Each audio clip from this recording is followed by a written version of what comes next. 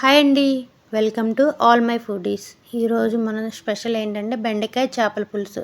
ఆంధ్ర స్టైల్లో చేసుకుందాం, వచ్చేసేయండి. దీనికోసం మేము 1 కిలోకి చేపలు తీసుకొని సన్నగా ముక్కలు కొంచుకున్నామండి పులుసు కోసమని. ఇలా కొంచుకున్న దాంట్లో పసుపు, ఒక 2 స్పూన్ల ఉప్పు,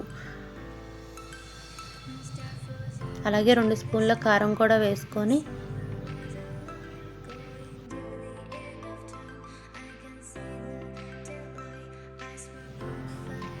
ఒక 2 స్పూన్ల అల్లం వెల్లిపాయ పేస్ట్ కూడా వేసుకోవాలి మనం దీంట్లోని. ఇవన్నీ కలిపి మ్యాగ్నేట్ చేయాలి. ముక్కలకి బాగా పట్టేలాగా మనం కలుపుకోవాలి. తర్వాత ఒక కడాయి పెట్టేసి అందులో ఒక 2 స్పూన్ల ఆయిల్ కూడా వేసుకోవాలి.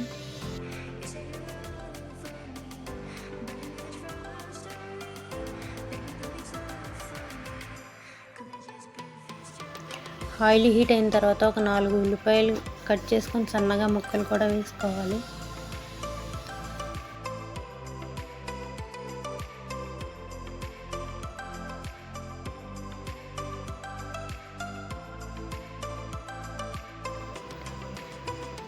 గోల్డెన్ బ్రౌన్ కలర్ వచ్చే వరకు వేపుకోవాలండి. ఇలా వేగినట్లో మనం మ్యారినేట్ చేసుకున్న చేప ముక్కలన్నీ పెట్టేసుకోవాలి.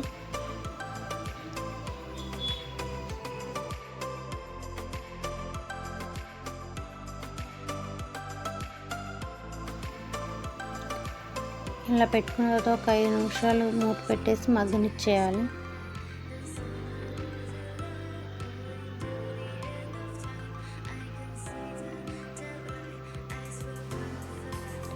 ఇలా మగ్గిన దాంట్లో ఒక 50 గ్రామ్స్ చింతపండు తీసుకొని దాన్ని పులుసు కూడా పోసుకోవాలి. అలా పులుసు మరుగుతున్నప్పుడు ఒక 4 పచ్చిమిరపకాయలు బారుగా చీలికల్లాగా చీల్చి వేసేసేయాలి.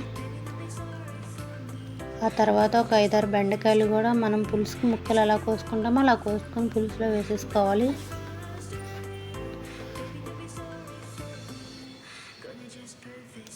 చేపల కూర ఎప్పుడు కూడా గరిటెతో తిప్పకూడదండి. ఇలా కళాయితో ఉప్పుకుంటూ ఉంటే మనకు అన్నీ కూడా కరెక్ట్గా సరిపోతాయి. గరిటెతో తిప్పితే ముక్కలన్నీ నలిగిపోతాయి. ఆ తర్వాత గరం మసాలా కూడా వేసుకోవాలి.